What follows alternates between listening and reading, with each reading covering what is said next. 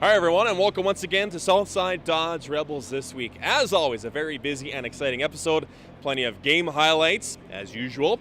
And we chat one-on-one, as we like to do from time to time, with the voice of the Rebels, Cam Moon.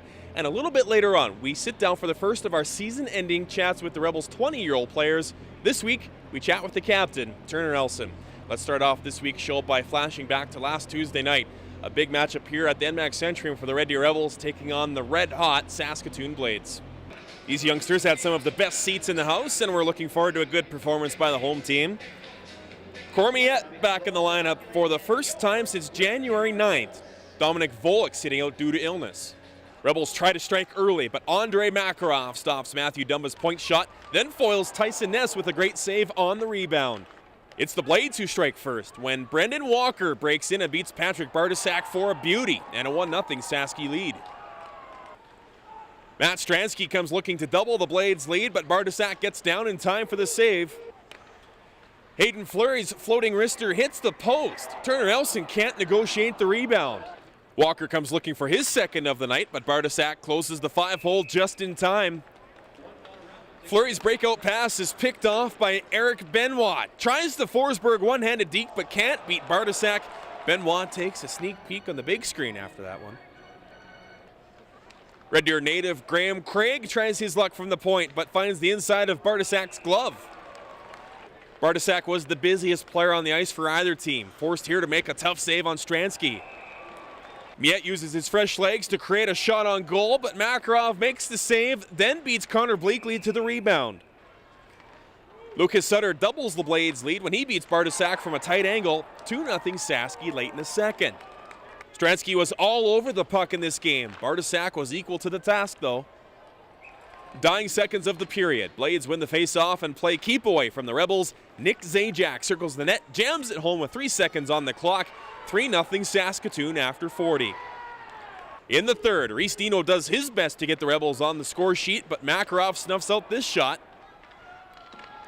Hayden Fleury puts another point shot on net. Makarov with the save. Then all three Rebels forwards miss the rebound. Patrick Bartosak refused to quit in this one as he dives to make a spectacular stop on Nathan Burns. Turner Elson with a great chance. He's denied. Brooks Maxwell looks to the heavens after Makarov robs him on the rebound. Rebels get their best chance of the game, but Elson can't handle the pass cleanly. Blades would add one more late.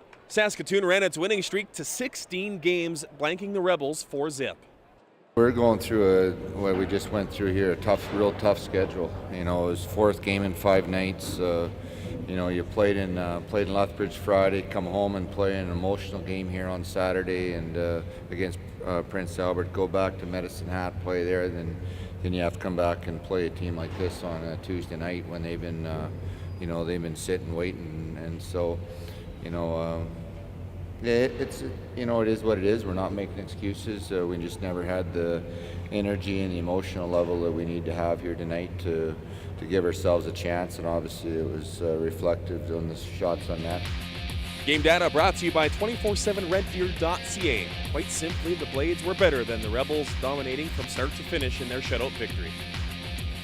So that game capped off a stretch of 4 tilts and 5 nights for the Rebels. Finally, they had a couple of days to get ready for their next matchup, a Friday night visit to Cranbrook, BC, taking on the Kootenay Ice. We would love to show you the highlights from this game, but the Kootenay Ice didn't upload any, so we'll just have to tell you that Corey Miet led the scoring attack with a pair of goals, while the Rebels also did a very nice job of limiting Patrick Bartosak's workload. After that big road victory, the Rebels took on the Swift Current Broncos here at the NMAX Centrium this past Saturday. Patrick Bartosak being honored before the game as the Mitchell and Jewell Rebels Player of the Month for February. He had a 7-3 record and a .941 save percentage. More members of the Turner Elson fan club showing their pride. Patrick was called on early to deny Tanner Lassan and find the rebound in a stampede of Broncos players in the crease.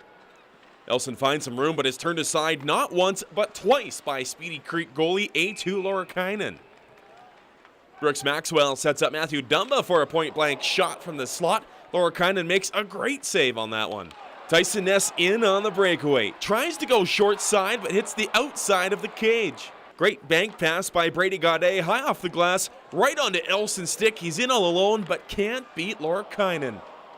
Ness again with a great scoring chance, but again can't find a hole short side.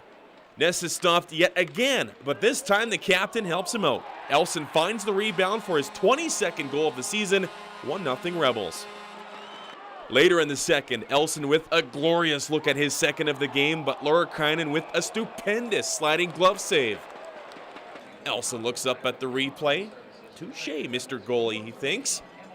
But you can only keep a man down for so long, as just minutes later, Elson knifes home a backhander for his second of the period, 2-0 Rebels through 40. Broncos look to respond, but Patrick uses cat-like reflexes to kick aside a shot from Chance Lund. Levi Buse almost sneaks this one under Bardasak's leg, but not only is he quick, he's really bendy. Early in the third period, Matt Bellerive blazes in and snaps a scorcher past Lorikainen for his 14th on the year. That put the Rebels up by 3. More pressure from the Rebels. Cody Teal with the shot from in close, but more acrobatics from Lorikainen. Elson feeds Maxwell, who shoots yet again, but Lorikainen there once again for his team.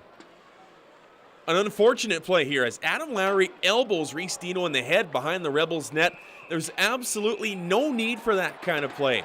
And Matthew Dumba agrees. He takes Lowry to task for his piece of dirty work.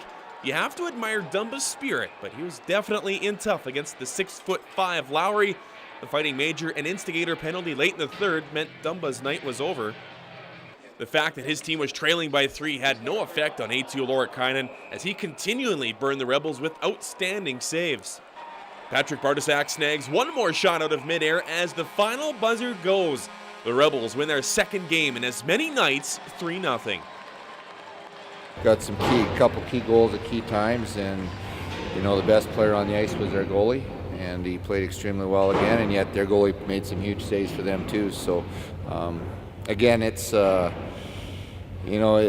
it's something that we need to we need to just stay with. This is a time of the year where we want to be good at what we do, our details to our game, and it's not the outcome that you focus in on through your preparation. It's the process through the day of preparation one and coming to the rink and doing the details well. And this weekend we've done that well. Boys helped me a lot in front of me, and I felt great today. I felt great. We're going to win this game, and we're going to get 2 points. What do you think about Lorikainen down at the other end? He looked like he was having a pretty good game too. Oh yeah, he had a great game. He's a great goaltender, and he's European, so so he must be good. What can you say, yes. right?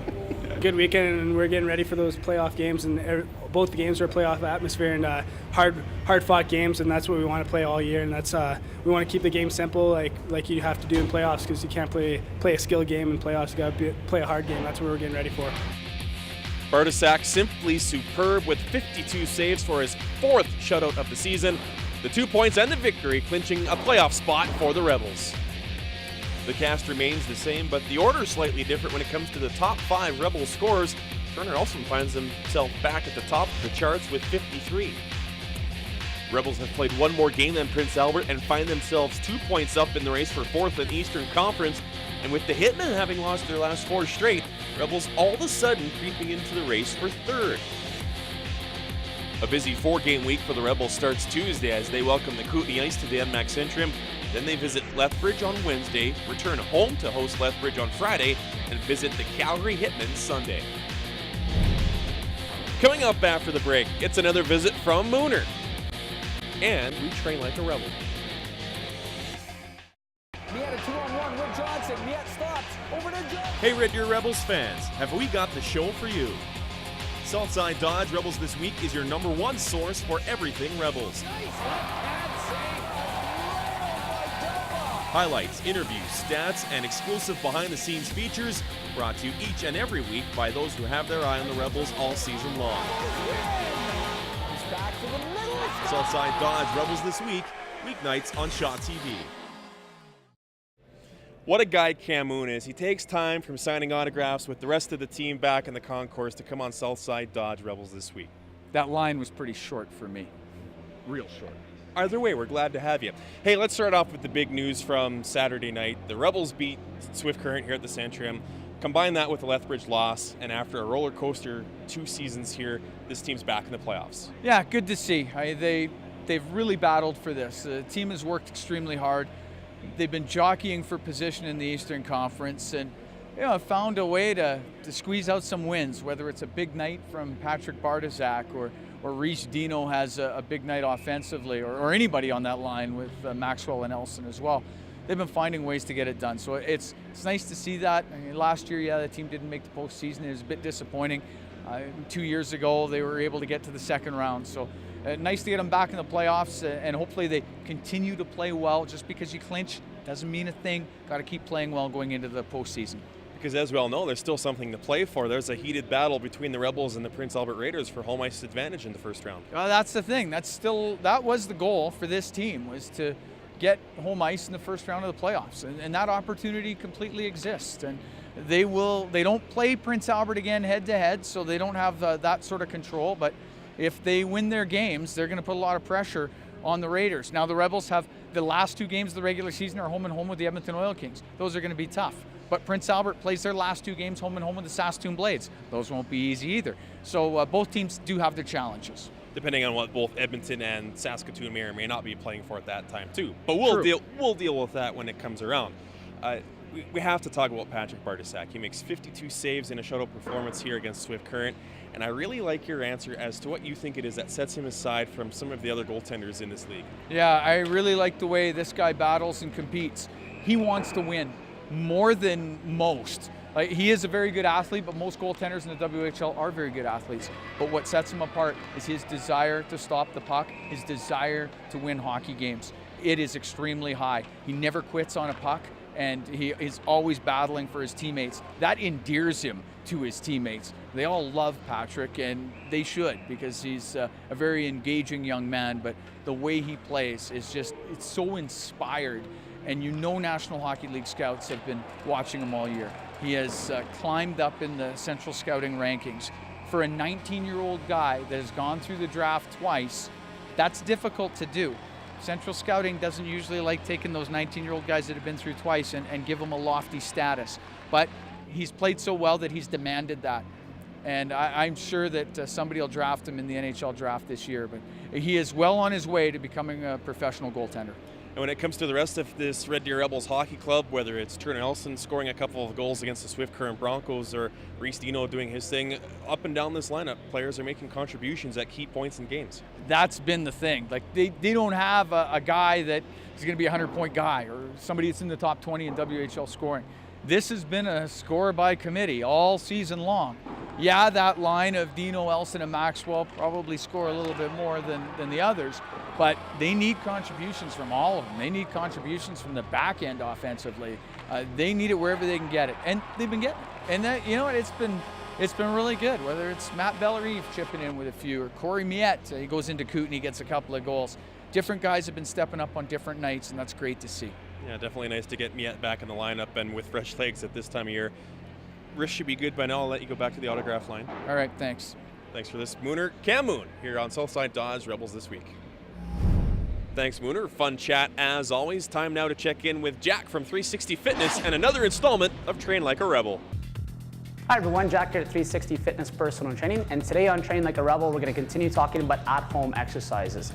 So this is for you stay-at-home moms. If your kid's down for a nap, kid's at home sick and you can't leave and make it to the gym, here's 3 exercises you can do in 15-20 minutes. The first one, we're going to start out with a wall sit. Everybody has a wall. Find a nice, clean, sturdy wall. Take a seat to about 90 degrees. Hold in your belly button to your spine. Hold that for 60 to 90 seconds. Do that 3 times over. The next exercise is a great full body cardio routine. It's called the burpee. It utilizes every single muscle. We're gonna go all the way up, do a full jump, hands down, feet out, right back up. 3 sets of 10. The third one we're gonna get into is a nice abdominal core plank. Just make sure you have a nice, comfortable floor. Don't have any rocks underneath your hands, go from here. So hold it, right down, hips and shoulders all in one line. Hold it for 60 to 90 seconds. Do that 3 times. There you go, you got a full body routine. Coming up after a break, we go one-on-one with Turner Elson and check in with notes from around the Western Hockey League. Southside Dodge Rebels This Week is presented by Southside Dodge Chrysler Jeep in Red Deer, Alberta. Welcome back to the show. Well, at the end of our first season of Southside Dodge Rebels this week, we did something fun. We chatted with each of the outgoing overage players for a one-on-one visit just to get their thoughts on their time with the Rebels franchise. We're doing it again this year. Today, we chat with the captain, Turner Elson. Turner Elson joining us now. And Turner, let's wind the clock back a few years. You grew up as a St. Albert kid and have played your entire Western Hockey League career with the Rebels. Let's start with how you came to be a member of this franchise a few years ago. When I was 15, I got an camp invite here, and I obviously didn't do too good. I didn't get signed or listed, and then I came back as a 16-year-old, same thing. I didn't get signed or listed. Then as a 17-year-old coming in, I was going to Prince George, and then Wally called me and asked me to come to camp, and I decided to come here. It was closer to home, and battled my heart out to make it on this team and did everything I could. And obviously it worked because Jesse liked me and kept me here for the rest of my career. Not very often a guy gets a third try at making the same club, but obviously you're glad you did. Yeah, it's exceptional. Like, I can't thank Wally enough for giving me that opportunity to come back here and play with one of the best organizations in the league. When you came in as a 17-year-old, who were some of the 19s and 20s back then that you really learned a lot from? Jordan Deagle, Colin Archer, Weller, a lot of guys that I looked up to, and they're captains and assistants, and they just showed me the way of being a Red Deer Rebel and showed community service and just everything about how to be a Red Deer Rebel, and that's what I'm thankful for, all those guys. Even Petrovic, even though it was his second year, he showed me a lot, and he was one of my best friends, and it was just a good time. And you came in at an interesting time for this franchise because there was a couple of years where the playoffs weren't even an option, but you came in with a number of other guys, and it started to build up. You made a couple of playoff appearances and helped get this franchise back to respectability. Yeah, obviously we knew that we had to get something going.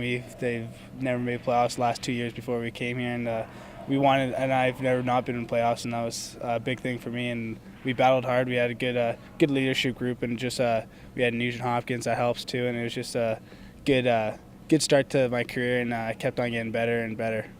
And obviously things worked out pretty well for you in September of 2011. The Calgary Flames showed some interest in you, and they eventually signed you to a deal. Yeah, and that was something that I dreamed of, and I didn't even dream of playing in the Dub, and it happened. And my next dream was the NHL, and I signed a deal with the Calgary Flames, and it lit my heart up. And I know Jesse really helped me through that and helped me get that next step, and I'm thankful for that as well. And he's just a good man, and he's helped me through my career. And Brent's the new guy, and he's really helped me form my game to a pro game, and that's another good thing that I'm thankful for as well. Yeah, and who knows? I mean, it's certainly not unprecedented for a guy from St. Albert to go play for the Calgary Flames and make a pretty good career out of it. Yeah, and Jerome's done it, and he's done it the hard way as well. He wasn't drafted or anything, and he's a big inspiration for us St. Albert kids, so it's nice to look up to. And it didn't take much convincing for you to cross the Battle of Alberta lines? No, it was easy. The contract was easy enough. Right on. You touched on the community aspect of being a Red Deer Rebel, and you've been, as is no secret to Rebels fans, through this community almost on a daily basis the last few years. Obviously, that's something that you really enjoy. Yeah, I enjoy seeing kids. I enjoy going to the radio stations and Drug Squad and all that. It's helpful, and I think the kids really listen to it. And the radio is always a good time, fun people, and it's always just a fun time for me, and I enjoy it every day. Do you ever sit back and think about how things have come full circle for you, having been a 17-year-old rookie on this team, looking up to the older guys for leadership, and now you are that guy. You're the 20-year-old veteran. You're the captain of this hockey club, trying to show everybody else how it's done. Yeah, and I just take what I learned from Colin Archer and Cam Bites, and that's what I'm trying to preach to these young kids and to the 18 and 19-year-olds and that are going to be leaders next year. And it's been a full circle, and even at Annual Gates they showed a video, and it's a sad day when you're a 20-year-old and you're leaving this team at the end of the year. It's just it's not a fun thing to think about, but it's a next step to a good opportunity. And here with your senior year, certainly no shortage of activity, from numerous player trades to the coaching change in November, and now you guys are in the heat of a playoff position battle. Never a dull moment in the 2012-2013 year. No, and that's what I wanted. I wanted it to be an exciting year, and I wanted to have a good team and a good coaching staff and good players around me. And it's a family down there, and everybody looks out for each other, and it's something that you want every day, and they look out for you, and it's awesome. So is there a guy on this team that would probably take credit for some of your success, even though they really had nothing to do with it?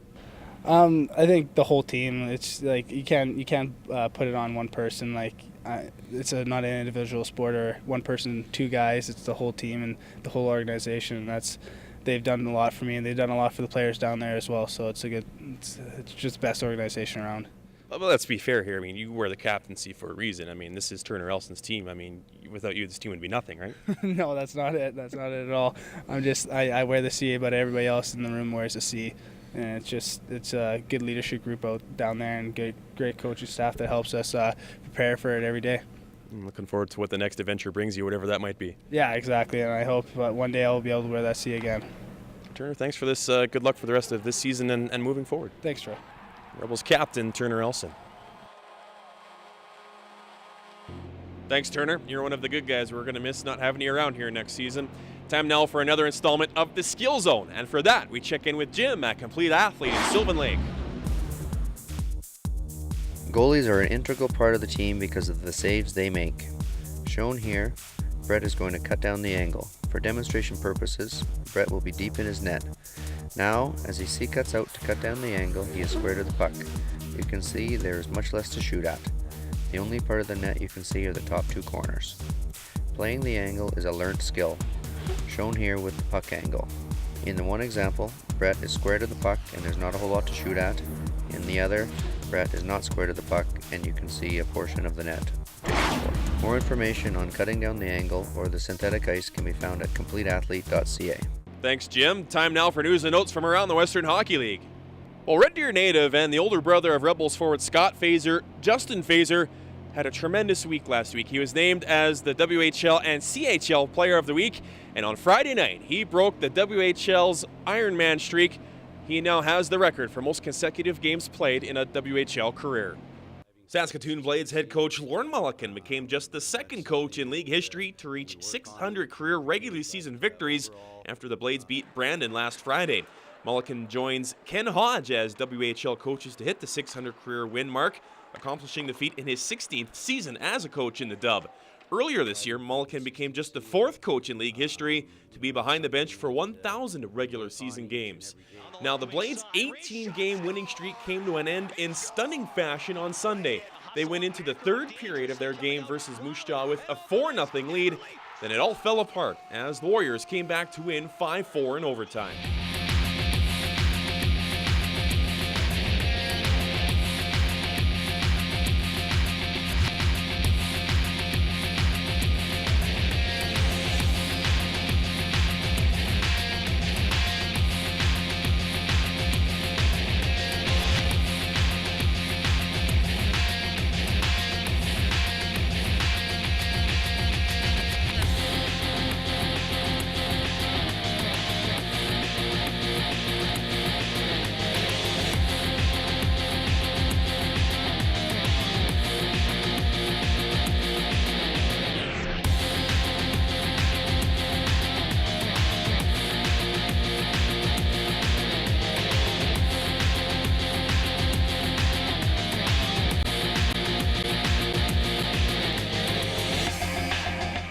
A big congratulations to you, Rebels fans, as you did it.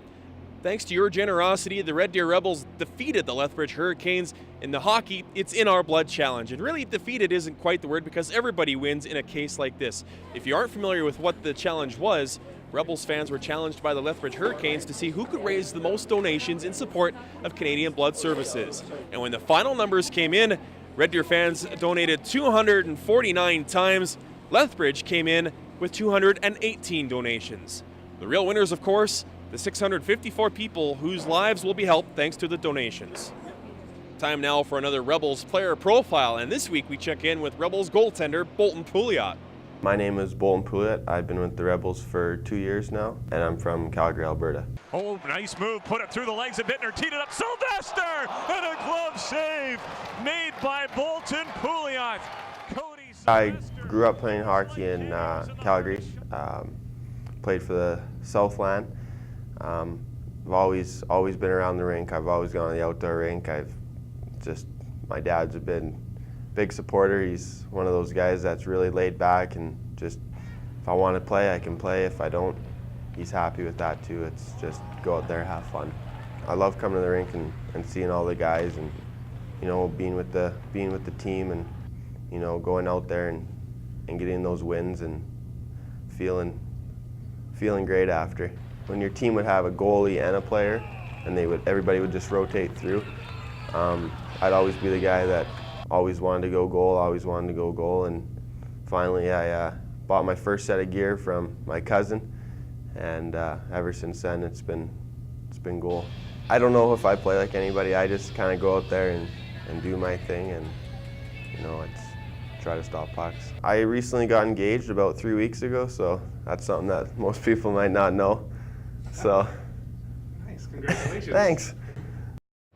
Well, that about does it for this week's show. Thanks for joining us. As always, check us out on our website, rebelsthisweek.com, on Facebook, and on Twitter @RebelsThisWeek. We'd love to hear from you. We'll see you next time. Comes Bull, another speedster. He'll cut to the right as well. Cuts back into his forehand. The left-handed shooter makes a move and scores.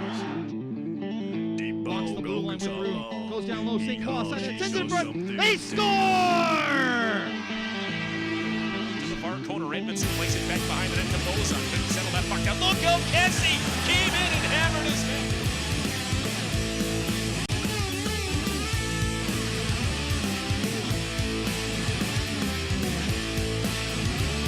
Knocked away, and Fraser gonna go one-on-one with that one. Drags into the slot. Fraser tucks it up. He scores! Uphill, Ratty back, throws the man around the knee. Scores!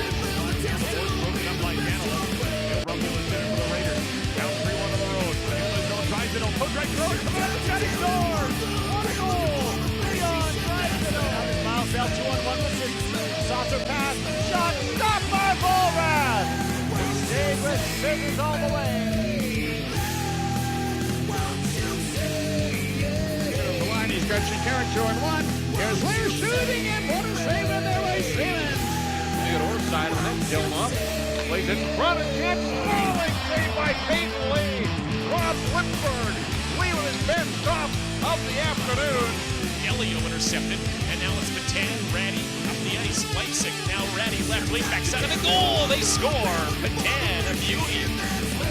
And Black running out of gas, trying to get back. And Dejanov cuts to the net and scores.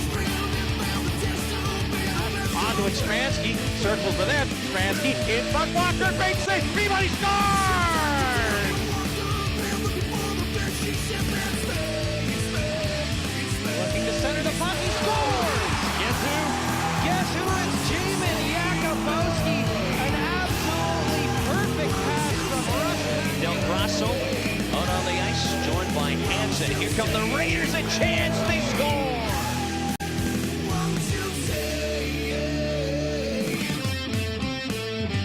Going into the zone now. Friedman, a shot! A glove hand grab!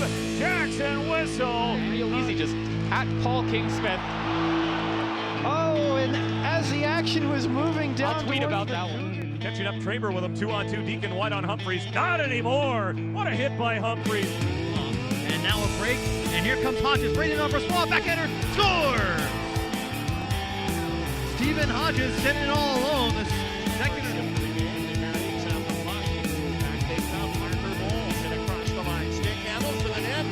He scores! What a goal! Swenson coming with him. He got a man coming behind the defense. Lockhart goes in, shoots, goal!